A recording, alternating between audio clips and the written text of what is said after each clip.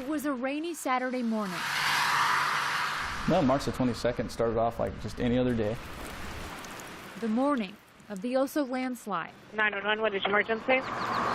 My pager went off for what was reported as a roof of a barn and flooding in the road on State Route 530. There is a house on 530, and it is covering the road.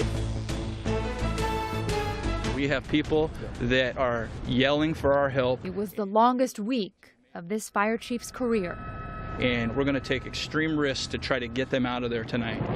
You know his face and you know his name because Travis Hotz had the unenviable task Today's operation is going to involve aircraft. of telling his community what no one wanted to hear. We didn't see or hear any signs of life out there today.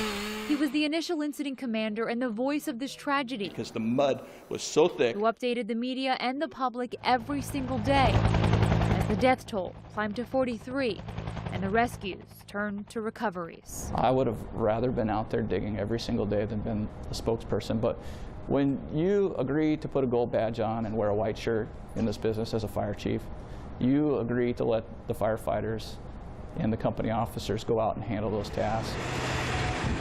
With the debris field now clear and the 6-month anniversary of the landslide upon us, We had people that we had already found. this is the first time Chief Hotz has spoken publicly since that job was complete. I don't take life for granted.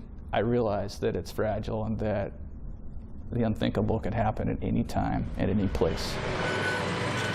You'd feel the same way Our people are going to remember this forever. if you'd seen what he did. Yeah, I had been there a very short period of time. You could hear helicopters in the background working. There's a lot of radio traffic going on.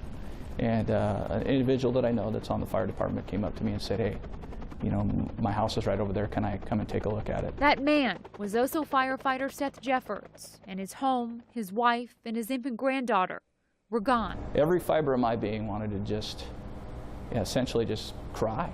You know, I felt terrible for my fellow brother in the fire service and for all these other people that I knew had lost so much.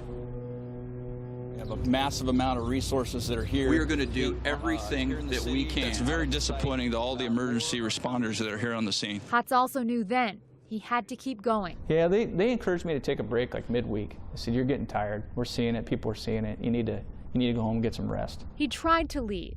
He even got in his car, but then took a right on State Route 530 and joined his fellow firefighters in the search and rescue efforts. It gave me that opportunity to be able to come back to the news conferences and explain what we were up against and try to paint a picture so that people could understand. And we're going to be working very, very hard out there. And each time he faced the cameras, he thought of his own family, his 2 children, and the families who would never see their own loved ones again. The question is what leads us to believe there may be more survivors? You continued to talk about the hope of finding someone. Yeah. He says it was important then to keep that hope alive, just like it's important now to hope for continued healing. To me, that's the ultimate sense of community. And for this humble fire chief who inspired so many, that is what's most important. I was just the spokesperson. He never once wanted this story to be about him. Helping your neighbors get through a tough time. It's one of the neatest things I've ever seen.